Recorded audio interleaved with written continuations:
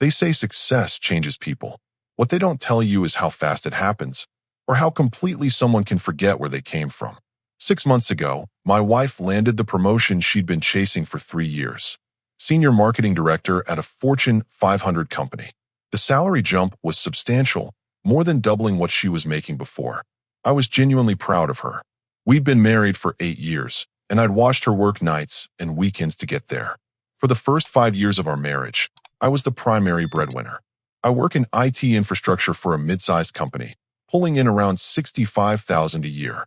Not wealthy by any stretch, but comfortable enough to cover our mortgage, car payments, and the occasional vacation. She was climbing the corporate ladder, starting at entry level, and her income was supplemental at best. I never made her feel small about it. Never threw my financial contribution in her face during arguments. Money was just money to me. We were a team. Apparently, she didn't see it the same way. The changes started subtle. New clothes for work, which made sense given her new position. Then came the expensive lunches with clients, the networking events, the need to look the part of a successful executive. I supported it all without question. Success requires investment, right? But somewhere along the way, success became superiority. Last Tuesday evening, I was in the kitchen making dinner when she walked in, still wearing one of her new power suits. She had that look on her face, the one she gets when she's about to deliver what she thinks is profound wisdom. "We need to talk about our future," she announced, setting her designer purse on the counter with more force than necessary. I kept stirring the pasta sauce. "Okay, what's on your mind?" She leaned against the counter, arms crossed. "I've been thinking about our relationship dynamic, about what I need in a partner now." The way she emphasized now made me look up. "Go on. I'm the breadwinner now. I deserve a partner who matches my success." She paused, watching my reaction. "You're still doing the same job you had when we met. Same income bracket.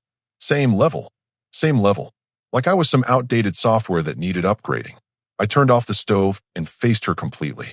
"What exactly are you saying?" "I'm saying that my needs have evolved. I'm networking with CEOs and VPs now. I attend galas and charity events. I need someone who can move in those circles with me, not someone who orders the cheapest thing on the menu because he's worried about the bill." That last part stung, mainly because it was based on one dinner where I'd chosen the salmon over the lobster. Not because I couldn't afford it, but because I don't like lobster. "So what are you suggesting?" I asked, keeping my voice level. "I'm suggesting you need to step up. Get serious about advancing your career. Maybe consider going back to school, getting your MBA. Start dressing better. Learn about wine.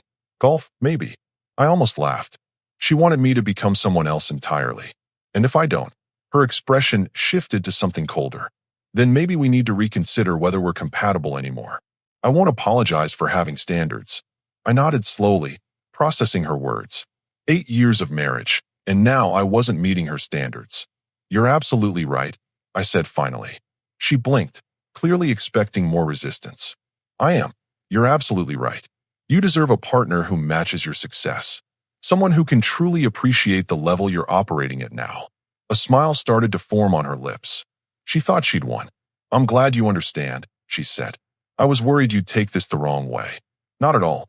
In fact, I think we should start implementing changes immediately." "Really?" Now she looked genuinely pleased. "What did you have in mind?" I turned back to the stove and resumed stirring the sauce. "Well, since you're the breadwinner now and you've clearly outgrown your dependence on my income, I think it's time for you to start living independently. You know, matching that success with genuine self-sufficiency." The smile faltered. "What do you mean?" "I mean, successful executives should be able to maintain their lifestyle on their own merit, don't you think?" She stared at me for a long moment. "I'm not sure I follow." I smiled back at her, the same calm smile I'd been wearing throughout this entire conversation. "Don't worry about it. You will." That night, as she scrolled through her phone beside me in bed, probably planning her next networking event, I was making plans of my own. She wanted to see what independence looked like. I was about to give her a masterclass. After all, she was absolutely right. She did deserve a partner who matched her success. Time to find out what her success actually looked like without the safety net she didn't even know she had. The next morning, I watched her get ready for work with new eyes. The morning routine that had become so familiar suddenly looked different when you knew the numbers behind it. The designer blazer she was putting on, $800. I knew because I'd seen the charge on our joint credit card 3 weeks ago. The shoes? 400. The handbag? Don't get me started on the handbag. Coffee? I offered, holding up the pot. Thanks, but I'm meeting Victoria Thornton for breakfast at the Meridian. She checked her reflection one more time. Potential client. Big account. The Meridian, where breakfast for two easily runs $60 before tip. She'd been having a lot of these breakfast meetings lately. After she left, I sat down with my laptop and did something I probably should have done months ago. I pulled up all our financial accounts and started tracking exactly where our money was going. The picture that emerged was fascinating. Her gross salary increase was impressive on paper, but after taxes, her take-home wasn't quite the windfall she'd been acting like it was. More importantly, her spending had increased at a rate that far exceeded her income boost. The country club membership she'd insisted we needed for networking? $2,000 annually. Except she'd never bothered to mention that I was listed as the primary member, making me responsible for all charges. Her monthly spa treatments for professional image maintenance. Charged to my credit card. The lease on her BMW 3 Series? Also in my name, because her credit score had taken a hit from some forgotten student loan payments years ago. I started making a list. It was longer than I expected. The interesting part wasn't just the money. It was the pattern. Every single expense that supported her new executive lifestyle was somehow structured to come out of my accounts or required my credit backing. Meanwhile, most of her actual salary seemed to disappear into what she called professional development and networking investments. By the time she came home that evening, I had a complete financial picture, and it was illuminating. How was breakfast? I asked as she kicked off her heels. Promising. Victoria might bring her whole portfolio over if I can show her we're the right fit for her company's rebranding project. She flopped onto the couch. These client meetings are exhausting, but they're necessary. You have to invest in relationships at this level. Speaking of investing, I said casually, I was looking at our finances today, trying to understand our new budget situation. She tensed slightly. What about it? Well, with your new salary, I figured we'd be in better shape financially. But our expenses seem to have increased quite a bit. That's normal when you're building a career at this level. Image matters. You can't show up to client meetings looking like you shop at discount stores. Of course not. I'm just trying to understand the math. Your take-home after taxes is about what? $4,500 a month. Her jaw tightened. Why are you tracking my income? I'm not tracking it. I'm trying to understand our household budget. Your country club charges alone are almost $200 a month. Then there's the car payment, the wardrobe budget, the restaurant expenses. Those are business expenses. Right, but they're coming out of my accounts. Which got me thinking about what you said yesterday. About deserving a partner who matches your success level. She was watching me carefully now. What's your point? My point is that a truly successful executive would probably want to demonstrate that success through financial independence. You know, actually paying for your own professional image instead of having your spouse subsidize it. The color drained from her face. That's not how marriage works. We're supposed to be partners. Exactly. Partners. Not one person bankrolling the other person's career advancement while being told they're not successful enough. She stood up abruptly. You're being petty. Am I? Because from where I'm sitting, it looks like your success story has a pretty significant footnote. One that involves my credit cards and my signature on lease agreements. I never asked you to. You didn't ask. You just assumed. Big difference. She stared at me for a long moment, and I could see her trying to calculate exactly how much of her current lifestyle depended on my financial backing. The math wasn't pretty, and we both knew it. Fine, she said finally.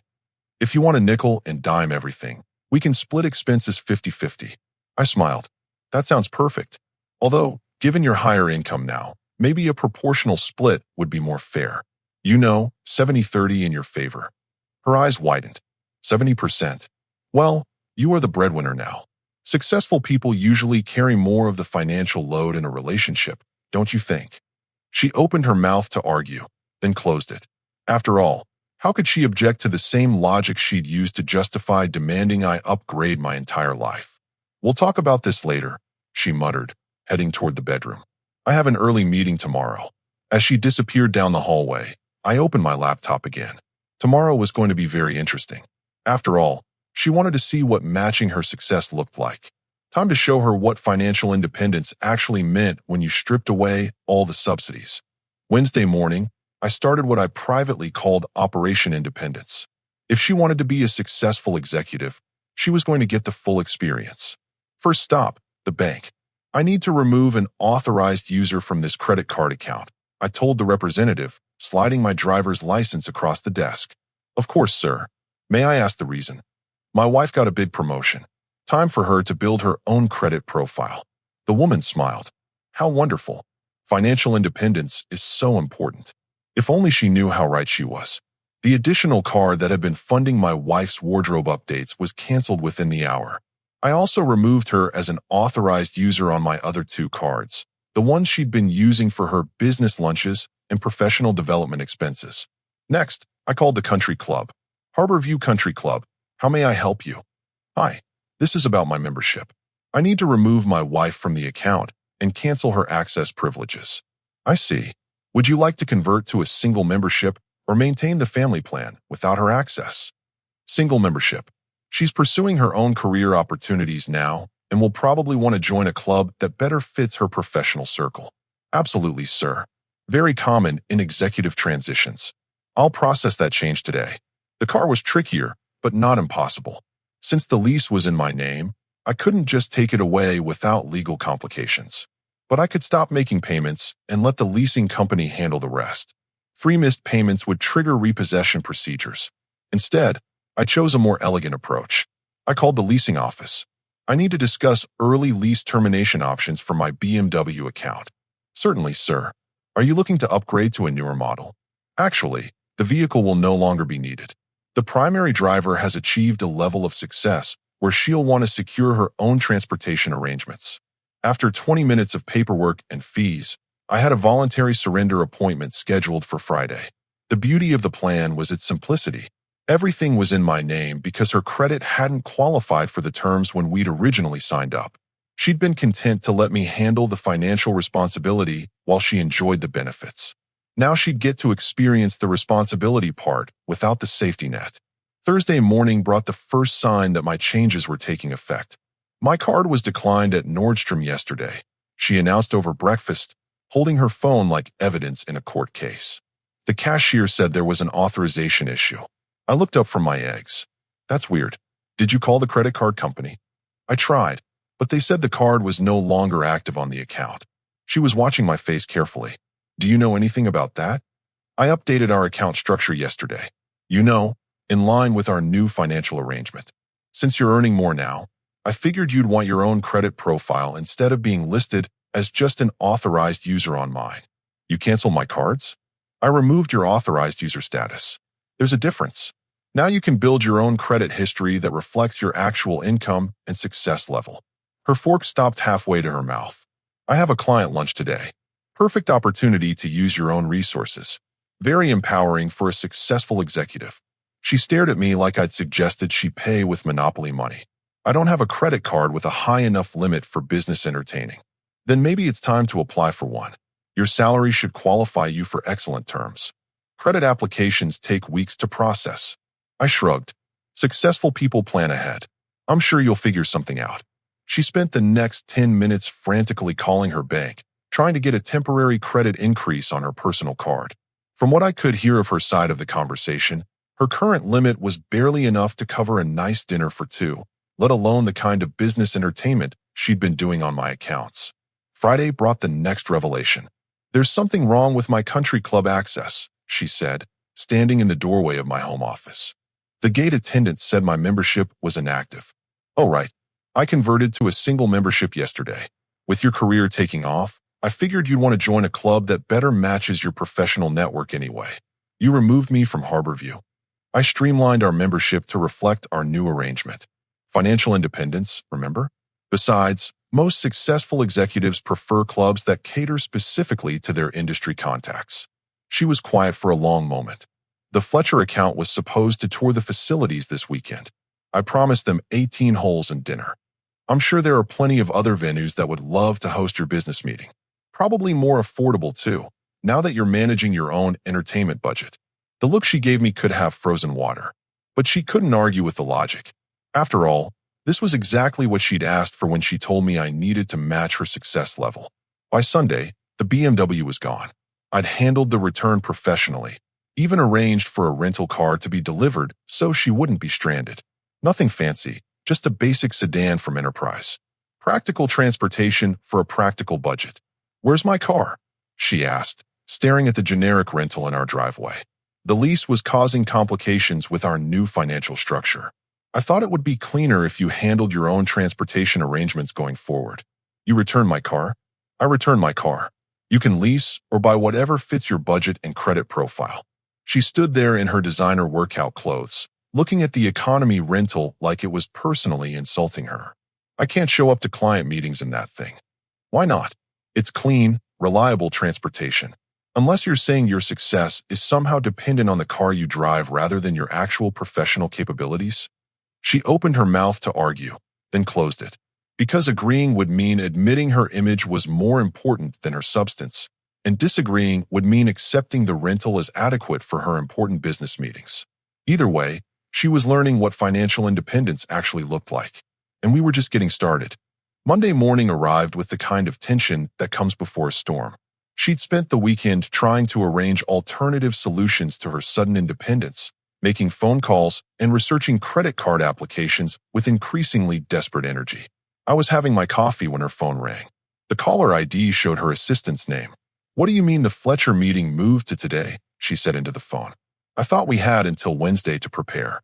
I watched her face change as she listened. No, that's fine. I can handle a lunch meeting. Just book us somewhere nice.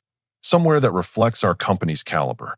She hung up and immediately started scrolling through her contacts. "Problem?" I asked. "Opportunity, actually. The Fletcher Group wants to meet today instead of Wednesday. Big potential client. This could be the account that makes my quarter." She was already pulling clothes from the closet, assembling what she probably thought looked like a powerful executive outfit. Without the $800 blazers she'd been accumulating, her options were more limited than she was used to. "Sounds important," I said. "Good luck." "Thanks." She paused at the bedroom door. "Actually, I might need to borrow your credit card. Just for today.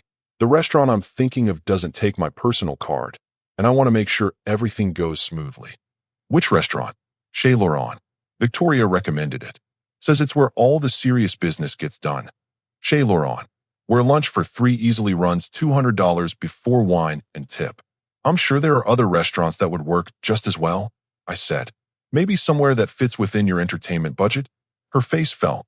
"This is important. Then it's important enough for you to find a solution that demonstrates your financial responsibility. Successful executives don't rely on their spouses to fund their business meetings." She stared at me for a long moment, and I could see her weighing her options. Pride versus practicality. Image versus independence. Pride won. "Fine. I'll figure something out."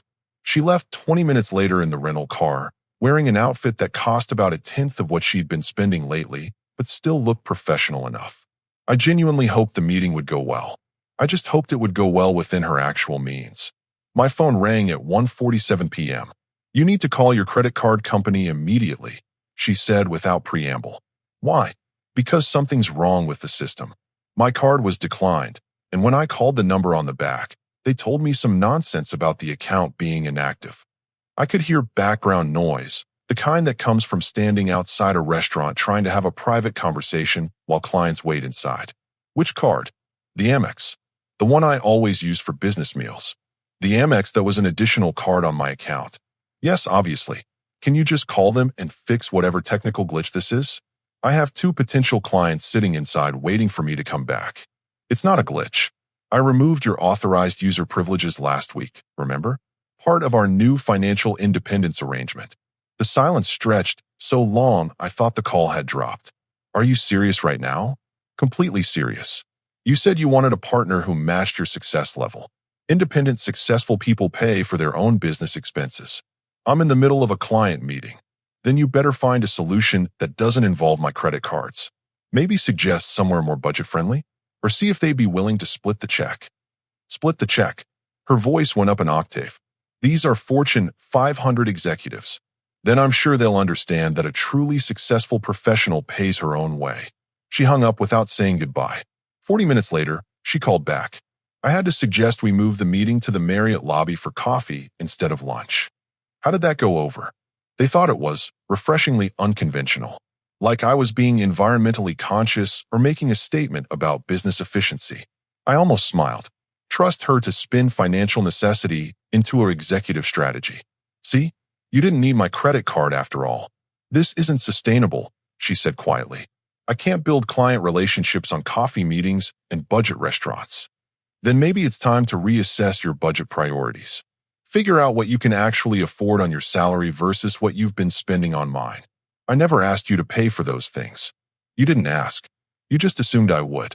Now you get to experience what it feels like to fund your own professional image.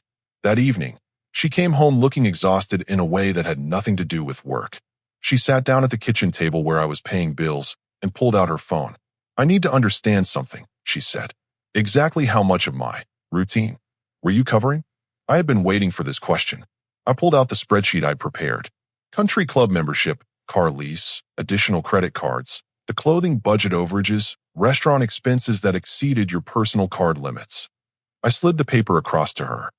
Monthly total was running about $1,800. Her face went pale as she scanned the numbers. $1,800 a month. Sometimes more, depending on your networking events and wardrobe updates. She stared at the spreadsheet like it was written in a foreign language. I knew you were helping with some things, but I didn't realize.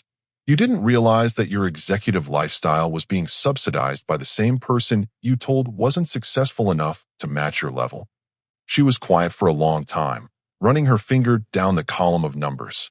So when you said I deserved a partner who matched my success, I meant you deserve to experience what your success actually looks like without my financial support. Turns out there's a pretty significant gap between your income and your expenses. She looked up at me with something that might have been the beginning of understanding. The Fletcher meeting did go well, by the way, she said quietly. They said the coffee approach made me seem more authentic than other agencies they've met with. That's great news. But I can't build a whole career strategy around accidental authenticity. I nodded. Probably not. Might be time to build one around actual financial planning instead. For the first time in months, she looked at me without that condescending expression she'd been wearing since her promotion. She was starting to understand what independence actually cost. Tuesday morning brought a new energy to the house. The kind of manic determination that comes when someone realizes they're in over their head but isn't ready to admit it yet. I found her in the kitchen at 6 a.m., laptop open, surrounded by credit card applications and budgeting worksheets. Her hair was pulled back in a messy bun, and she had that look people get when they've been doing math that doesn't add up. Morning, I said, reaching for the coffee pot. She glanced up briefly. I'm applying for a business credit card and a personal one with a higher limit. If I can get approved for both, I should be able to cover my professional expenses without. She trailed off. Without depending on me. Without needing to adjust my client engagement strategy, she corrected, but we both knew what she meant. I sat down across from her with my coffee. The applications looked thorough, but I noticed she was struggling with some of the financial disclosure sections. Problem. They want to know about existing debt obligations. She tapped her pen against the table. I forgot about my student loans. And that department store card I maxed out last year. Those might affect your approval odds. I know that, she snapped, then caught herself. Sorry, this is more complicated than I expected. Over the next few days, I watched her try to maintain her professional image while operating on a drastically reduced budget. It was like watching someone try to perform surgery with kitchen utensils. Technically possible, but painful to observe. She started having client meetings at Panera instead of upscale restaurants. She found a dry cleaner that offered bulk discounts to make her existing clothes last longer.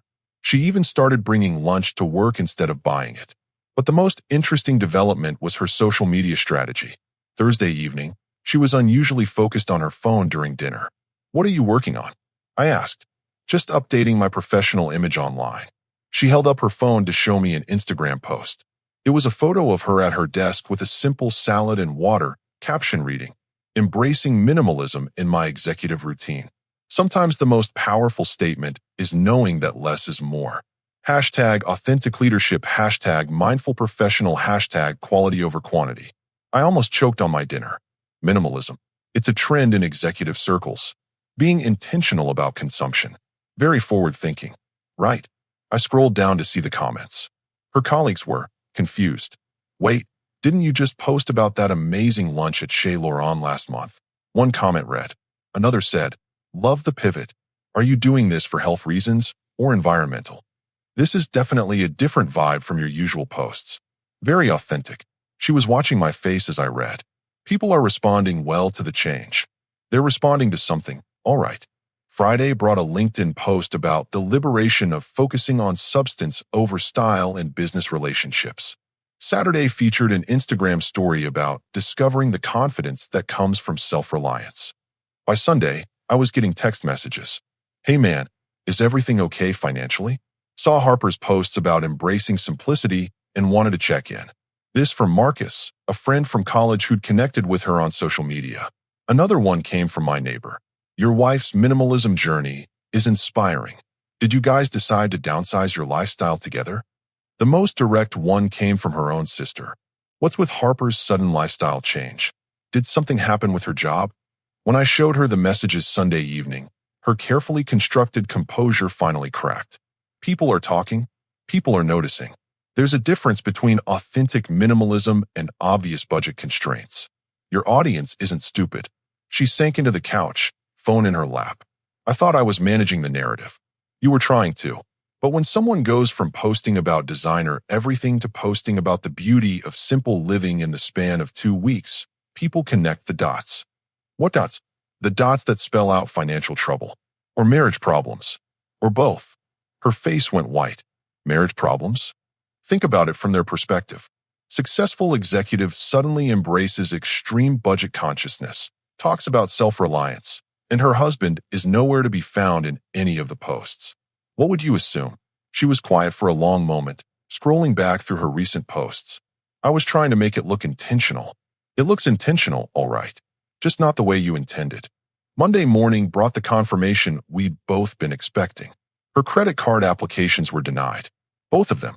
The business card rejection cited insufficient credit history relative to stated business expenses. The personal card cited debt-to-income ratio concerns.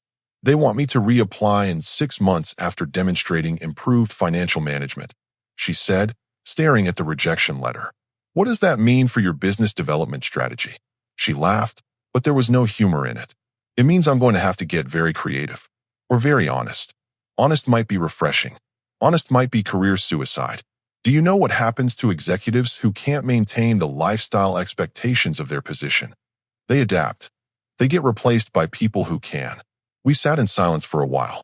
Outside, I could hear our neighbor starting his car for his commute to his own job, probably not worried about whether his transportation made the right impression or whether his lunch venue reflected his professional caliber.